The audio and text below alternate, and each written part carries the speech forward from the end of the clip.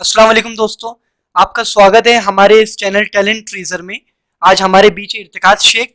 हम इनसे कुछ बातें करेंगे। तो सबसे पहले हम इनसे पूछते हैं आपका इंट्रोडक्शन। मेरा नाम मेरा नाम मोहम्मद शेख इर्तिकाज़ है। और मैं एंग्लो उर्दू हाई स्कूल से ताल्लुक़ रखता हूँ। मैंने ट्वेल्थ के एग्ज़ाम दिया हूँ, एचएससी के। और मेरे वालिद साहब साबिर मुस्तफ़ा बदी जो साउदा तालुके में टीचिंग के फ़राइज़ अंजाम देते हैं।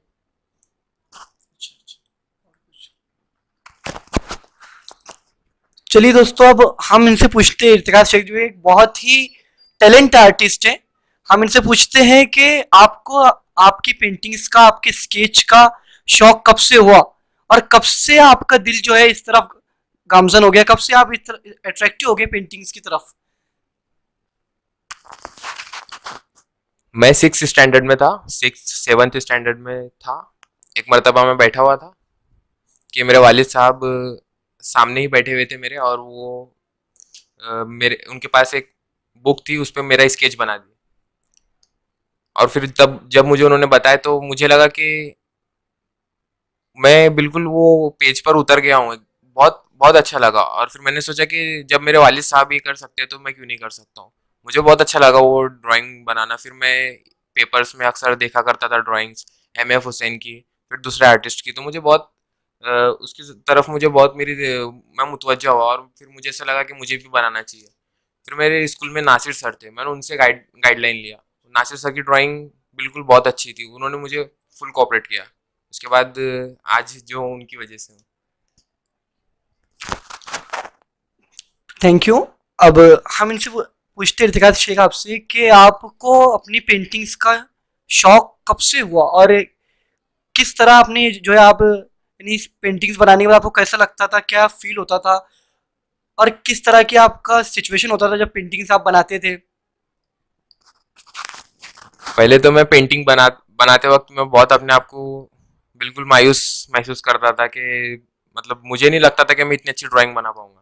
लेकिन फिर अम्मी ने बोलने का कि बहुत अच्छी बना रहा है, तो एक अंदर से खुशी महसूस होती थी। फिर ऐसा लगता था कि नहीं, मैं जो बना रहा हूँ अच्छी बना रहा हूँ।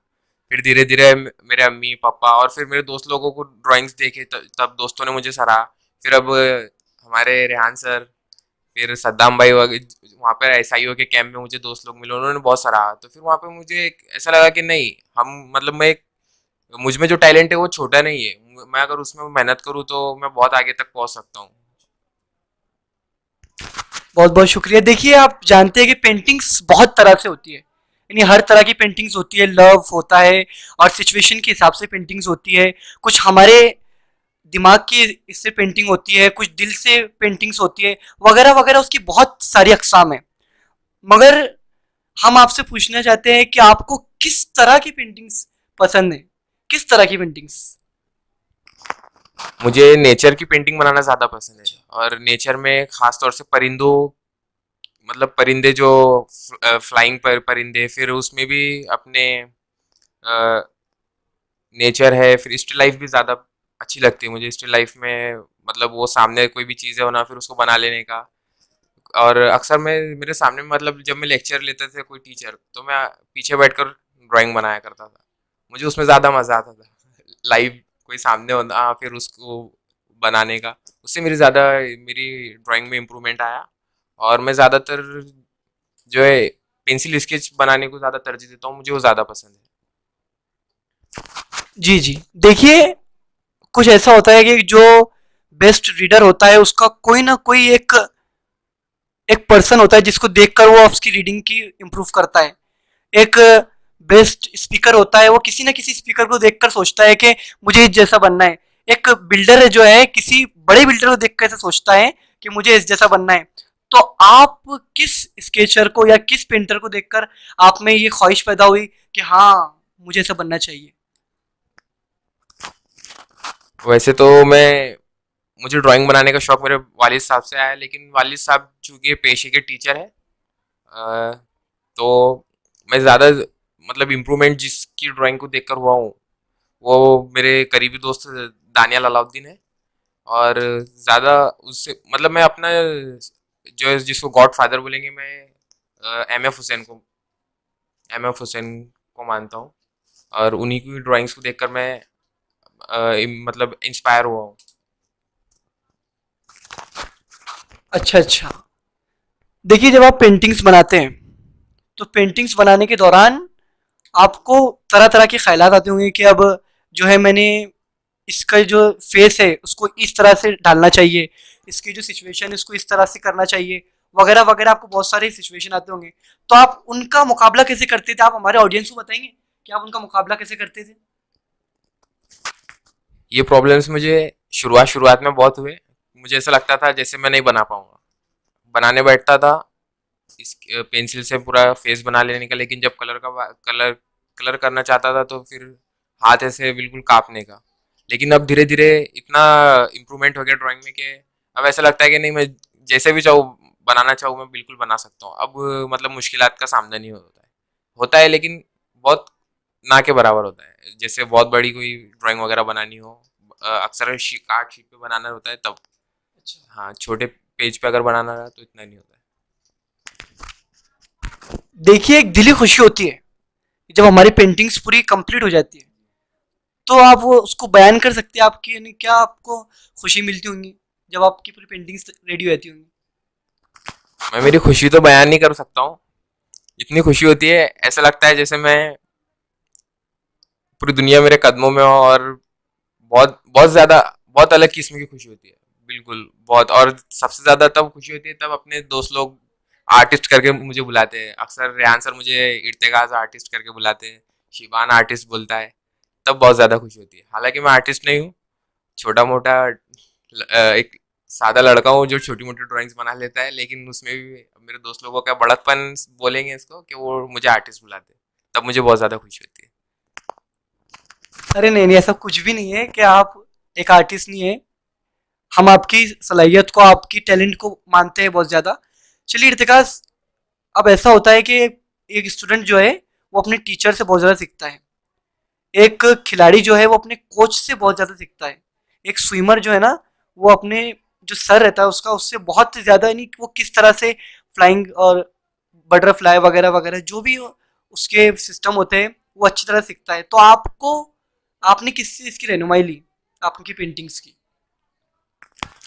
मैं वैसे तो बहुत बहुत मतलब जहाँ पे मुझे कोई आर्ट टीचर दिखता है तो मैं उनसे डिस्कस करना शुरू कर देता हूँ कि मेरी ड्राइंग्स कैसी है और मैं इसको कैसे इम्प्रूव कर सकता हूँ। ज़्यादातर मैं रहनुमाई अगर किसी की लेता हूँ तो हमारे एंग्लो उर्दू हाई स्कूल के साजिद सर, और मेरे करीबी दोस्त दानियल अलाउद्दीन, और नासिर सर पड़ोस में ही रहते हैं। तो कुछ ड्राइंग वगैरह बनी तो उनके इधर जाता हूँ, उनको दिखाता हूँ। फिर वो मुझे बताते हैं कि कहाँ पर खामी आई है, कहाँ पर। जी। तो उनसे उनसे ज़्यादातर मैं सीखता हूँ। और वही मतलब वो है मेरे एक दोस्त जैसे है। वो बिल्कुल बता मेरे को खुलकर बताते कि क्या है क्या नहीं प्रॉब्लम, कहाँ पर मैंने कैसा है फेस अट्रैक्शन वगैरह मैंने कैसे डालना चाहिए, सब वही बताते हैं नासिर सर। वेरी गुड, ये होना भी चाहिए कि एक टीचर जो अपना दोस्त होना चाहिए, जिससे हम अपनी पर्सनल बातें सब शेयर करें, है ना? तो इर्तिकाज भाई, आप हमारे ऑडियंस को आप क्या पैगाम देना चाहेंगे, क्या मैसेज देना चाहेंगे हमारे ऑडियंस को आप आपकी पेंटिंग्स के लिए? आजकल एक रुझान है कि बच्चे 11वीं 12वीं करते हैं और इंजीनियरिंग और मेडिकल, बस ये दो ही फील्ड्स उन्होंने चुन रखे हैं। और बहुत बहुत बिजनेस, एमबीए। लेकिन चूंकि उनके पास बहुत सारी सलाहियत होती है, वो ड्राइंग वगैरह बहुत अच्छी कर सकते हैं और दूसरे क्राफ्ट्स वगैरह भी, लेकिन वो सिर्फ इंजीनियरिंग या फिर डॉक्टरेट इसको ज़्यादा महत्व देते हैं। ये जो मतलब मैं बोलना चाहता हूँ कि ये उनके हुनर के साथ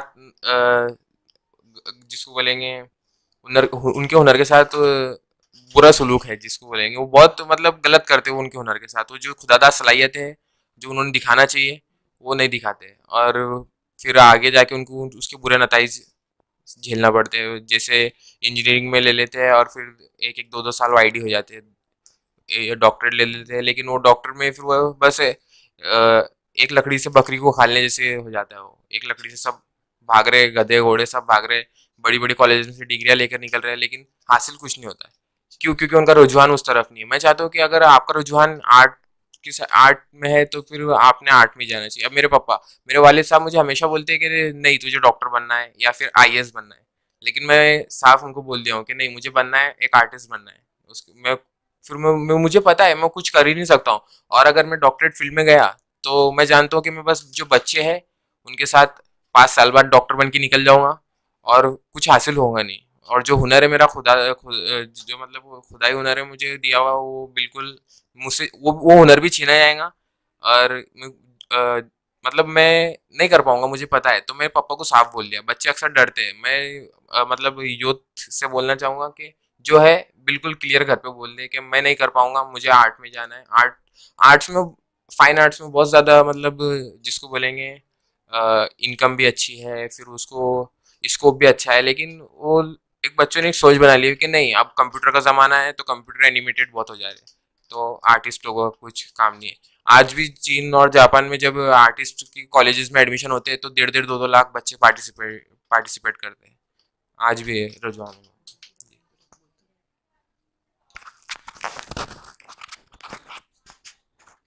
आप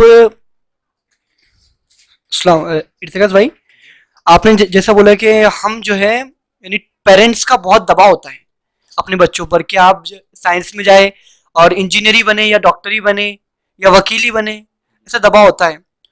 तो मैं भी उन पेरेंट्स को बोलना चाहूँगा कि डिग्रियाँ लेने से कुछ भी फ़ायदा नहीं है, क्योंकि हमारी जो पढ़ाई है, हमारा जो टैलेंट है, हमारा जो नॉलेज है, वो हमारी कामयाबी का ज़ामिन होना चाहिए, हमारी हमारी कामयाबी का एक रोल होना चाहिए।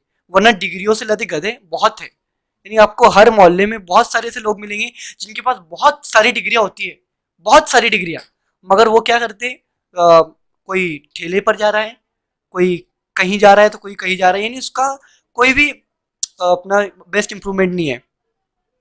आपका जो टैलेंट है ना, आप उसी में आगे बढ़े। मेरी स्टूडेंट से, यूथ से गुजारिश है, और मैं अपील कर रहा हूँ उन सबसे, मैं तमाम लोगों से अपील कर रहा हूँ कि आप में जो टैलेंट है, आप उस टैलेंट को पहचानिए और उसी टैलेंट में आगे बढ़िए।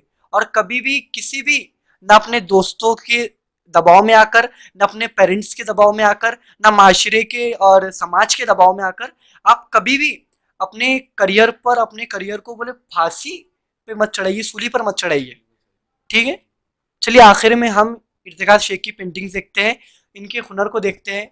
बहुत अच्छा लगा आपसे बात करके। हम इनकी पेंटिंग्स को देखते, चलिए।